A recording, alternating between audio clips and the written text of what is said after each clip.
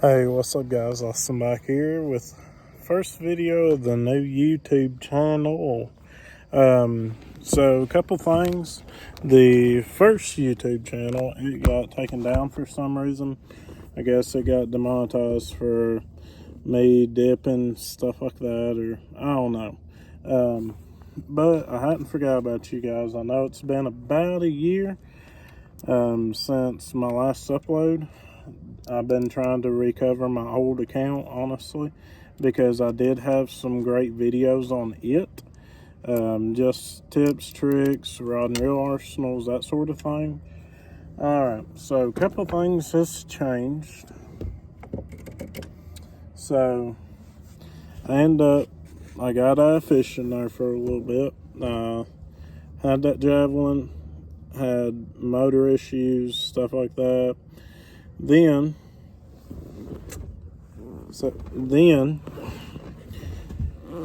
this year, me and Ethan fished a tournament after I had about $600 worth of work done to it last year, my motor. It caught on fire. I don't know if I uploaded that video or not, but it did catch on fire. Me and my buddy Josh. I think his YouTube channel's TNJ Outdoors, TJ Outdoors, something like that. Trevor and Josh, check them out. But me and him was in a tournament. It caught on fire. We did finish the tournament at his boat, and then that's when I had all that work done to my motor, and I just got out fishing. I found me a woman, and I didn't have time to go. I got 2 stepkids and a woman, so there you go. I just didn't have a lot of time to do much of anything, honestly. Alright, so fast forward to this month. So I've had this boat about 2 weeks. It does need a few things. Some of it I've already did, but I actually went from a Javelin to a Ranger. This is a older Ranger. It is an 88 model. It's the first model that they did the full fiberglass hull. Well, full fiberglass transom, I should say. Alright, so it needed just wires hooked up, needs carbs cleaned. It's set for 5 years. I took it and ran it. I've already fished out of it twice. Like the boat a lot. Wouldn't say I've fallen in love with it yet, by no means, but it ain't running all the way correctly either. So after I get my carbs clean, I should be good, hopefully. I'm hoping I'm good, but when I got out of fishing, I pretty much sold all my expensive rods, gave a bunch of my tackle away that I couldn't use in a pond. So like all my deep diving cranks, my Alabama rigs, my Megabass jerkbaits, a lot of my Ricos, my rock crawlers, stuff like that I actually gave away or sold, and gave a lot of my rods away.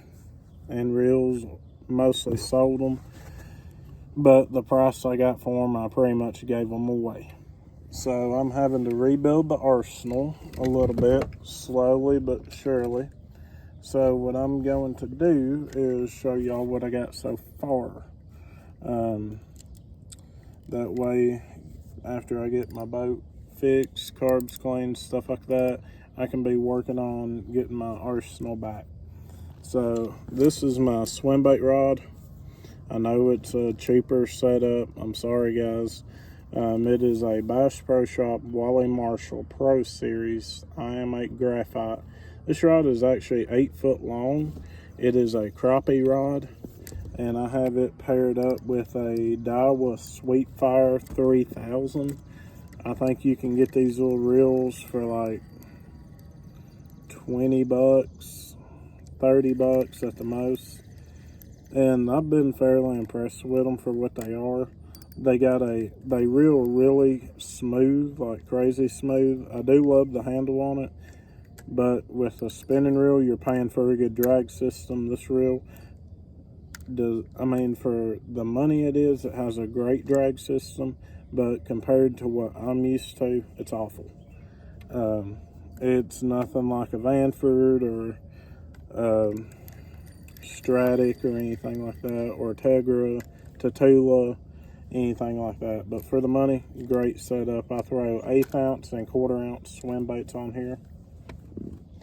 All right, moving on. Bless me, guys. So this here is kind of like a little all-purpose rod.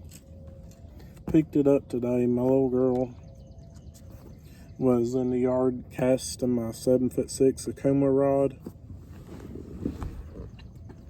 and it is a heavy action rod. And she said, "Hey, I need a bait caster.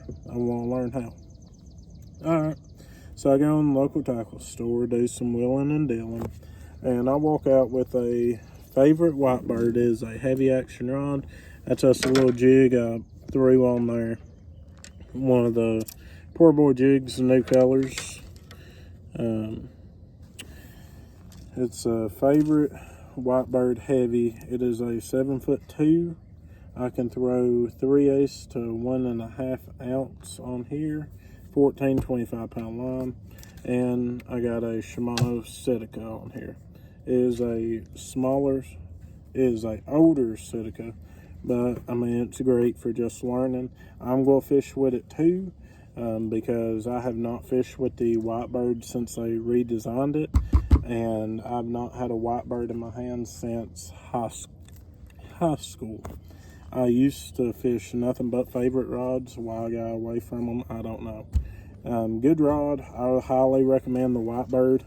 I was playing around with it here in the yard. I got blacktop, grass, gravel, you name it, wood, and I'd close my eyes, just randomly cast somewhere, and I would feel it. So I think that rod retails for about 80 bucks. This reel you cannot get no more.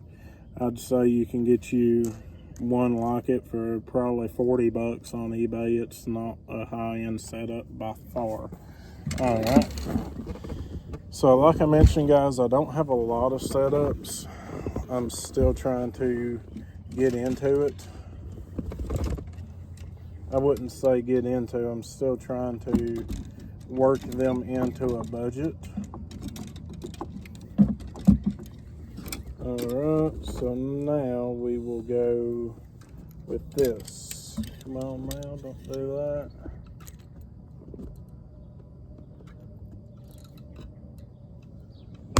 Well, if I can get that to come loose, that'd be great. There it is. Alright, so I got another spinning setup here.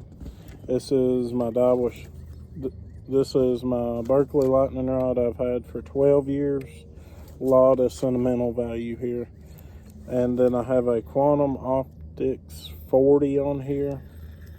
Not a smooth reel at all. It's one I found at a flea market and gave 10 bucks for. But it's alright for a shaky head. That's what I'm going to use that rod for. On that Whitebird, I'll throw my jigs, my bigger swim baits, like a 3/8 1/2 ounce head, 3.8. Big things is coming, and I'll elaborate on that in a minute. I got my loose popping stick. I use it for cranking. I can throw a rock crawler, 6XD on here, or whatever. Then I have a Daiwa. It's one that I got from the flea market. I think I gave like 5 or 10 bucks for. So that's just my cranking outfit. Now this is actually my woman's rod I got for her. It's a Llama Glass paired up with a Daiwa Shock 300B. You can actually get the shock combos and a rod for 30 bucks at Walmart. So this reel's probably gonna be like 10 bucks. Once again, super smooth. Drag is not that great. Alright, so what I meant by big things is coming, folks, is before I had probably 12, 15 rods. I mean, I really tried to have a rod for every technique, every application that I fished. Whether it was once a year, twice a year, a season, or whatever. I had a Senko rod, a spinnerbait rod, a chatterbait rod, a Texas rig rod, shaky head rod, Ned rig rod, swim bait rod, deep crank, rock crawler, square bill, etc. You get the picture. But now I've realized I don't need all that stuff. Because things I'm just going to be throwing here and there once, twice a year, I can actually get away with putting it on another rod. It's not going to be that big of a deal for me. But I do definitely need to get me some more rods. I'd say I'll end up with a swim bait rod, an all-purpose rock crawler, deep crank, Ned rig, floating worm, A-rig, and flipping rod, and a jig rod. So 8 to 10 is where I'm wanting to keep it. I'm not going to go crazy with the budget this time because it don't make sense. I mean, I overdid it. I don't need a Corona Arc on every single rod. I don't need a X-Pride or a Zodius or anything like that. It's just going to be one of them things that I don't need. So, alright. So I'm going to give you all a tour of the boat real quick. So it kind of sets up like my Javelin. It has one rod locker. It is like a 7 foot. That's why I'm having issues right there, because this rod's tangled up. But it is one rod box. Alright. Got my net right there. I'm going to build me an extension deck. It'll probably come even right here. Alright, I'll hang my net over my front seat like that. Got pretty big storage box right there. It makes a V, which I really love. Alright. It's new carpet all throughout. So this is one thing I need to change.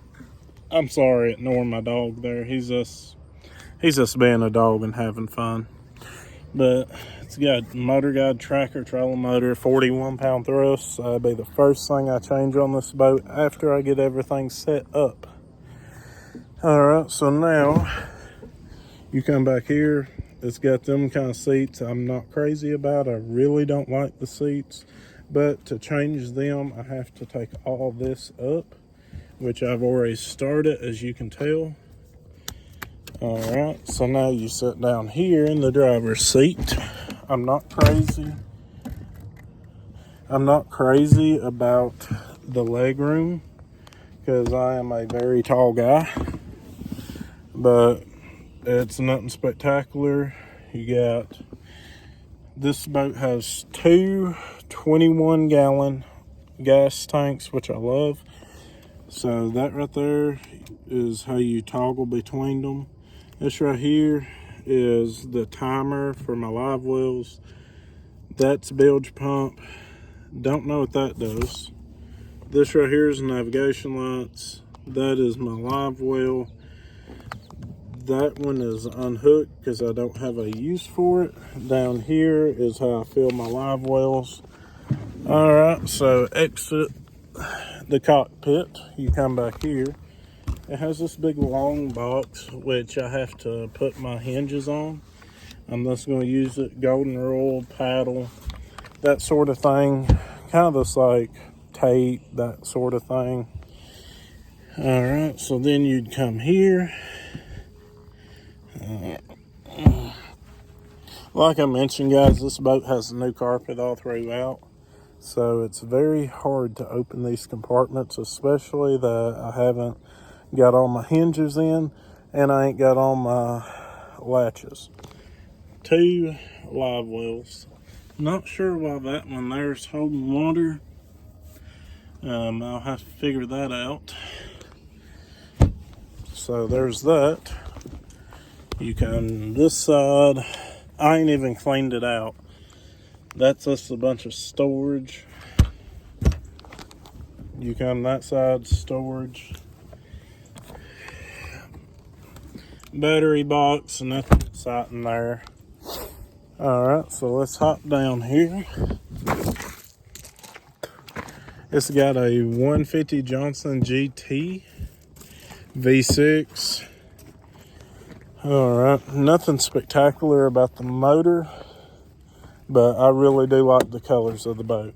You got black with blue sparkle on your top cap, red, then you got your silver, then you come down here and it just looks amazing. So that's that, guys. If you all like the video, leave a like. Make sure to subscribe.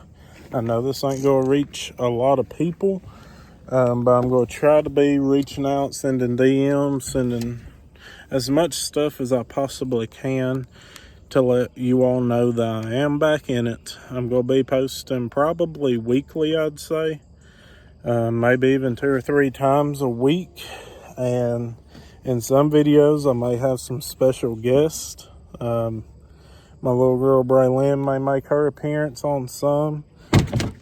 Well, I just broke that rod. That's great. But, oh, I forgot to tell y'all. This right here is a little box. Pretty convenient. Got a place that I can put my phone, my wallet, whatever, if it's raining.